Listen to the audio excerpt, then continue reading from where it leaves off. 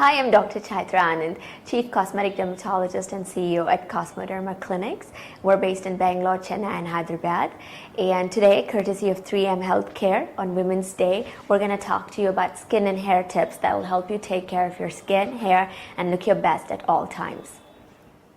I think being a woman is a gift. It's possibly the most powerful thing in the world, knowing that you're a woman. So what I say is always take care of yourself. Make time for yourself, because as a woman, I think one is essentially a caregiver.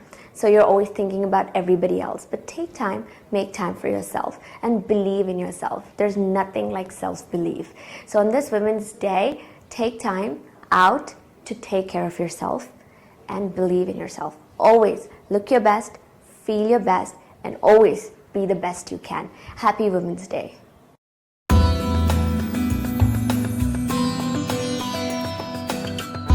You know, we have a saying, the best anti-aging cream is a good sunscreen.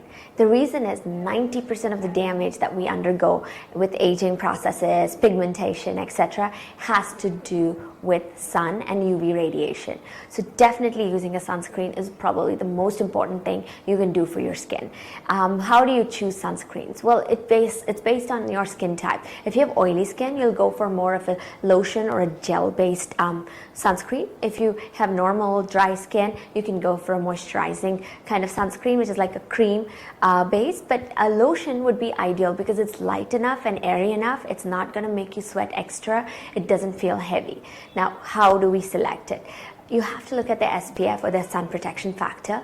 A minimum of 30 is a must. The reason is when SPF is tested in the lab, it's tested as 5 milligrams, which is 1 teaspoon. And nobody ever applies 1 teaspoon of sunscreen on their face. So you know you're really applying half the quantity or even quarter the quantity. So SPF of 30 on a regular basis. And the SPF can only last for about 3 to 4 hours. So you will need to reapply it at your lunch hour ideally. Now let's say it's a sunny day and you're going to be outside and you're doing outdoor activities. Try and choose a higher SPF which has a bit of waterproof in it, so you can do a SPF of 50 and reapply again after 3 to 4 hours. And one more important thing is you can also, if you have sensitive skin or if you tan easily and you don't want to do so, you can use tablets like oral antioxidants and oral sunscreens. Nowadays they're very easily available. Ask for a prescription from your doctor and you can take these to enhance your sunscreen potential.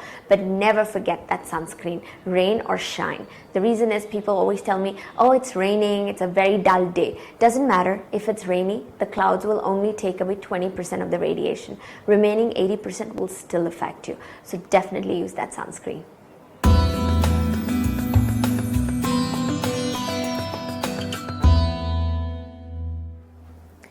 Dry skin and acne or pimples have nothing to do with each other, and most people assume it's just oiliness that causes acne or pimples. It really isn't because of that. So what you must do is you must address two concerns in your skin. One is the dry skin, the second is the pimples. So dry skin can easily be addressed by using the moisturizer or a hydrator which suits your skin. Now, how do we address acne or pimples? First, we need to determine the cause for acne or pimples. If you're a woman, then you have to think about your periods, and if your acne is around your periods, because then it could indicate that you have an hormone imbalance. But if you're in your teenage years, then it could just be teenage acne. But in teenage acne, it's commonly oiliness with acne. So if you're having dry skin and acne, it usually indicates that there's some kind of stress that your body is feeling, which is the reason for this acne breakout. It's always important that you see a dermatologist to understand.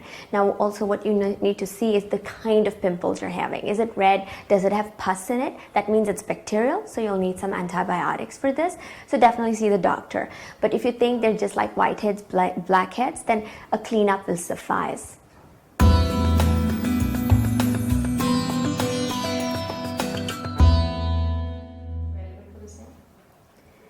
Acne in Indian skin does leave marks. Now these marks will usually be red or brown, and the red marks will eventually turn to brown, and this is called PIH or post-inflammatory hyperpigmentation.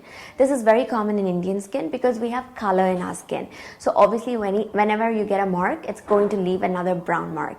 This needs to be addressed by depigmenting it or lightening it. So you'll have to use some lightening agents for this. Chemical peels is commonly what is used. If these are deeper scars, then you'll have to use a laser called the Q-switched Nd:YAG lasers. Now these are all dermatological treatments that you'll have at a skin clinic. What can you do at home? You can use lactic acid peels at home. How do you make it? Well, you can use milk. So you know the cream that you get from milk, you can apply this every night on these spots and it will help decrease the pigmentation in this area. Even having pumpkin and papaya, which is mashed up, and with a little bit of lemon juice once a week as a mask can help lighten these spots. It's also important that you use sunscreen because once you have these dark spots, they'll get darker with exposure to sun. So important that you use sunscreen to do this. But it's simple. It's just lightening agents that you really require. And it takes about 3 months to 6 months and they can completely vanish.